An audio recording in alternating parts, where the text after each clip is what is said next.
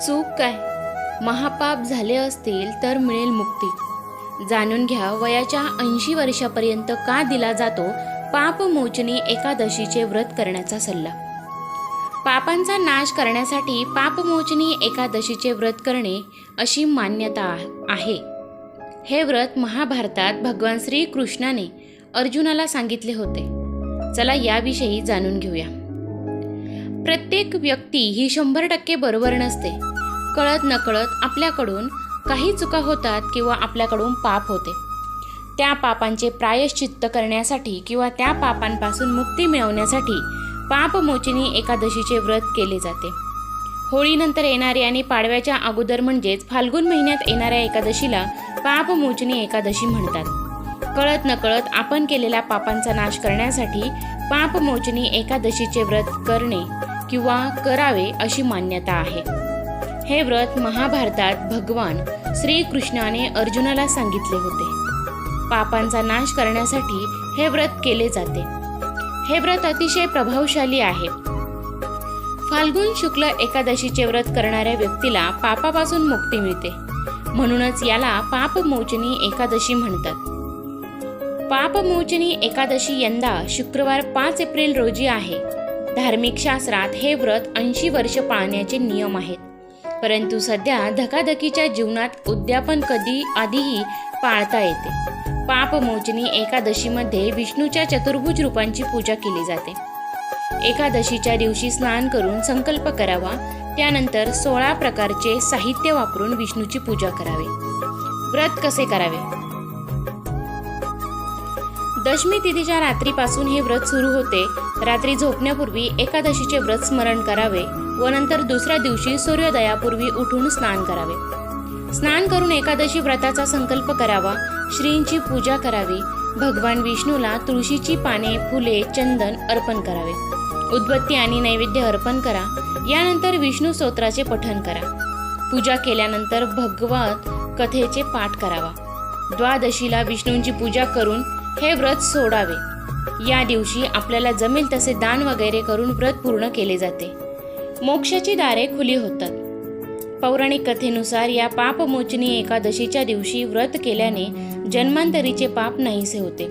या एकादशीला अनेक महत्त्व आहे. या व्रताने मनातील सगळ्या इच्छा पूर्ण होतात. या व्रतामुळे मनुष्याच्या मोक्षाची दारे खुली होतात. पापमोचनी एकादशी व्रताची कथा. एकदा देवराज इंद्र चित्ररथ वनात गंधर्व आणि अप्सरांसोबत फिरत होते. च्यवन ऋषींचे पुत्र तेजस्वी ऋषी देखील त्या वनात तपश्चर्या करत होते. मंजू घोष नावाच्या अप्सरेने त्यांना मोहित केले आणि अनेक वर्ष त्यांच्यासोबत घालवले. एके दिवशी मंजू घोष परत जाऊ लागली तेव्हा तेजस्वी ऋषींनी समजले की त्यांची तपश्चर्या भंग पावली आहे. त्यांनी अप्सरेला पिशाचिनी होण्याचा शाप दिला. पण मंजू घोषाच्या विनंतीनंतर त्यांनी तिला फाल्गुन शुक्ल एकादशीला विधीनुसार उपवास करण्याचा सल्ला दिला, ज्यामुळे तिची पापे मुक्त होतील आणि तिला तिचे मूळ रूप परत मिळेल. तेजस्वी ऋषी आपले वडील ऋषी च्यवन यांच्याकडे आले. तसेच मित्रांनो, तुमच्याकडून चुकूनही जर पाप झालं असेल तरी मिळेल तुम्हाला मुक्ती. फक्त पापमोचनी एकादशीला करा तुम्ही हा उपाय. चैत्र महिन्यातील कृष्ण पक्षातील एकादशीचा उपवास हा 5 एप्रिलला ठेवला जाईल. हिंदू धर्मात पापमोचनी एकादशीचे विशेष महत्त्व आहे. वर्षातून एकूण 24 एकादशी येतात. कृष्ण पक्ष आणि शुक्ल पक्ष अशा प्रकारे प्रत्येक महिन्यात 2 एकादशीचे उपवास केले जातात. एकादशीचा दिवस हा भगवान विष्णूला समर्पित असतात. अशी मान्यता आहे की चैत्र महिन्यातील कृष्ण पक्षातील एकादशीला पापमोचनी एकादशी म्हणतात. या दिवशी उपवास करून तुळशीची पूजा करून भगवान विष्णूची पूजा केल्याने सर्व प्रकारची हत्या, भोग, मद्यपान इत्यादी पापांचा नाश होतो. देवघरचे प्रसिद्ध ज्योतिषाचार्य पंडित नंदकिशोर मुद्गल यांनी माहिती दिली. त्यांनी सांगितले की चैत्र महिन्यातील कृष्ण पक्षातील एकादशीचा उपवास हा 5 एप्रिलला ठेवला जाईल. हिंदू धर्मात पापमोचनी एकादशीचे विशेष महत्त्व आहे. अशी मान्यता आहे की जर व्यक्ती आयुष्यात चुकूनही एखाद्या प्रकारचे पाप केले असेल आणि त्याने ते या दिवशी विधीनुसार माता लक्ष्मी आणि भगवान विष्णूची पूजा करत उपवास केला तर त्याचे सर्व पाप नष्ट होते.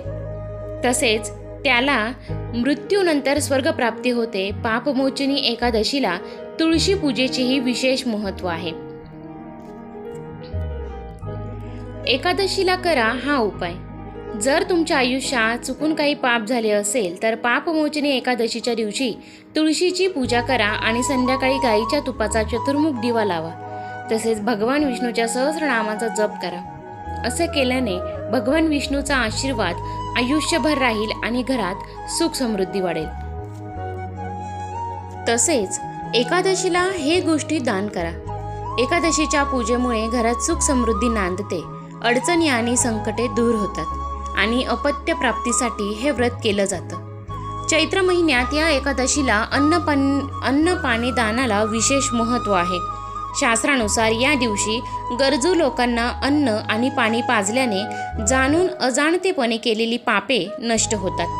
त्यामुळे शुभतिथीला विष्णू मंदिरात धन्यही दान करावे असं ज्योतिषशास्त्रात सांगण्यात आलं आहे.